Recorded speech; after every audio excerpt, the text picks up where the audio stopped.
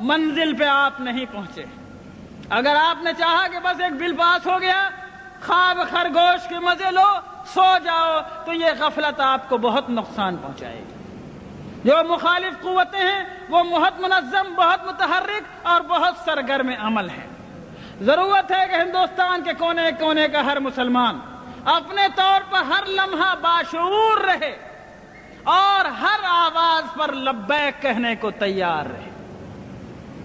دوسری ضرورت اس بات کی ہے لوگوں کہ دین یا کوئی راستہ، آپ کے ہاں سروے میپ چھپتا ہوگا، اگر کبھی 100 برس پرانا سروے میپ آپ نے دیکھا ہو، بہت سی روڈ، بہت سی سڑکیں اس میں دیکھیں گے آپ۔ آج تلاش کریں گے وہ سڑک نہیں ملے گی، وہ ڈیڈ روڈ ہو گئی۔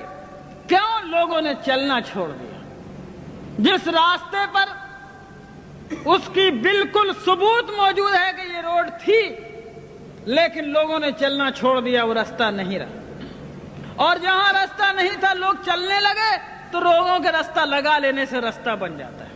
اے میرے دوستو، اگر تم ہندوستان میں اسلام کی بقا چاہتے ہو تو سب سے پہلی ذمہ داری یہ ہے کہ اسلام کو اور اپنے آقا جناب محمد رسول اللہ صلی اللہ علیہ وسلم کے طریقوں کو ڈیڈ روڈ مت بننے دو۔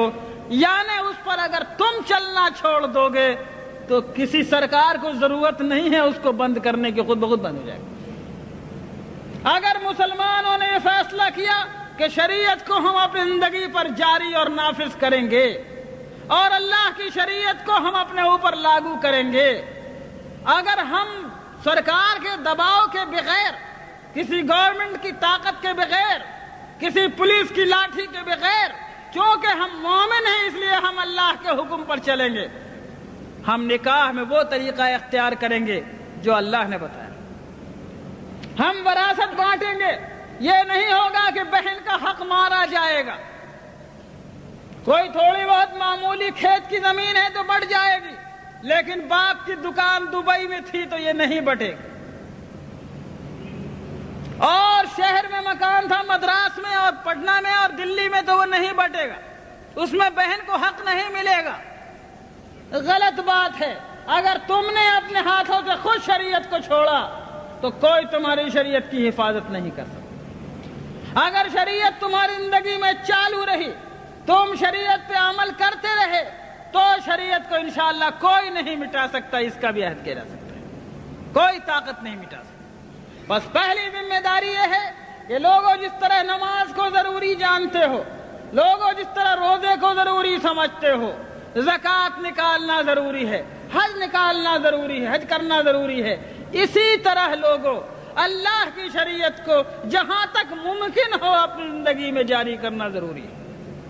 ٹھیک ہے، ہندوستان کے حالات میں ہم حدود و قصاص جاری نہیں کر سکتے، ہمارے اندر اس کی استطاعت و طاقت نہیں ہے، لیکن ہم قانون نکاح، قانون طلاق، قانون فسخ، قانون وصیت، قانون ولایت، قانون وراثت وغیرہ دوسرے معاملات میں اللہ کی شریعت کو ہم اپنے اوپر جاری کرنے کی طاقت رکھتے ہیں، وہاں پر ہم کو جاری کرنا ہوگا۔